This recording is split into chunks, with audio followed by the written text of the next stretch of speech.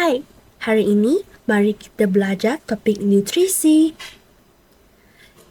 Terdapat 7 kelas makanan utama yang penting untuk membekalkan tenaga dan memelihara kesihatan kita. Terdapat 7 kelas makanan yang utama iaitu karbohidrat, protein, lemak, vitamin, mineral, belawas dan juga air. Kelas makanan yang utama iaitu karbohidrat. Terdapat makanan seperti roti, pisang, nasi dan ubi kentang penting untuk membekalkan tenaga kepada manusia. Terdapat 3 jenis karbohidrat iaitu kanji yang berfungsi sebagai makanan simpanan dalam tumbuhan, glycogen sebagai makanan simbahan dalam haiwan dan juga selulosa yang bertujuan untuk membentuk dinding sel tumbuhan. Kelas makanan yang kedua iaitu protein yang bertujuan dalam pertumbuhan manusia, membagi tisu badan yang rosak, menggantikan sel yang telah mati, mensintesis enzim, hormon dan juga antibodi. Seterusnya, kelas makanan yang seterusnya ialah lemak yang bertujuan sebagai sumber dan simpanan tenaga yang tinggi, melindungi organ badan seperti jantung dan ginjal, serta sebagai pengangkut bagi vitamin A, D, E dan K. Kelas makanan yang seterusnya ialah vitamin.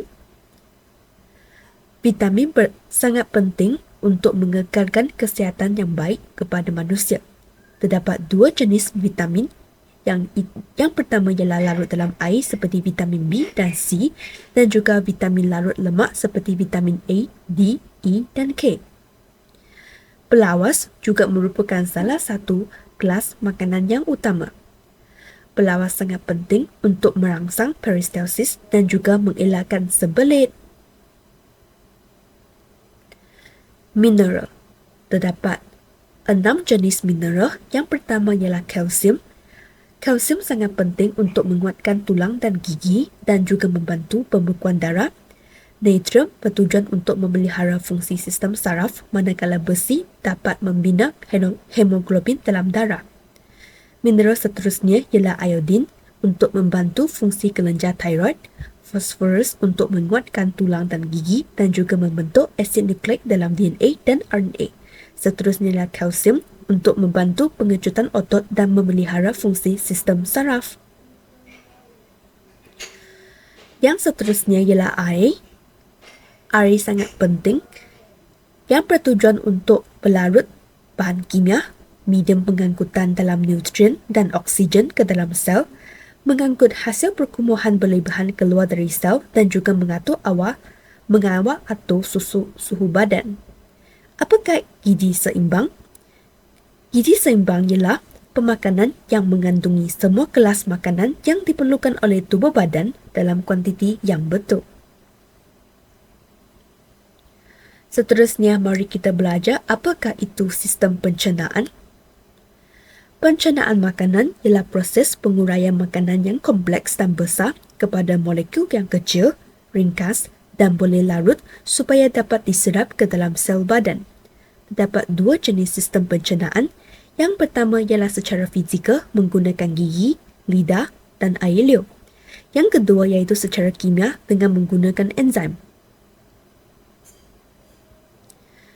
Seterusnya ialah aliran makanan dalam sistem pencernaan.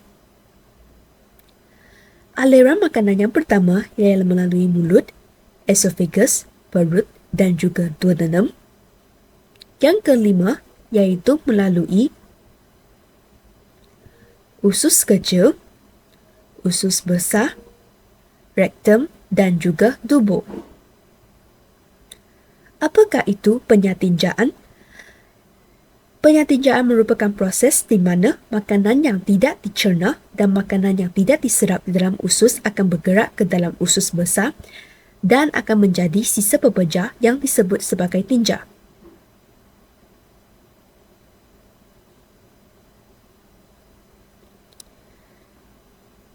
Penyatinjaan berlaku di mana tinja akan disimpan sementara di dalam rektum dan seterusnya disingkir melalui dubur. Itu sahaja daripada kita. Sekian, terima kasih.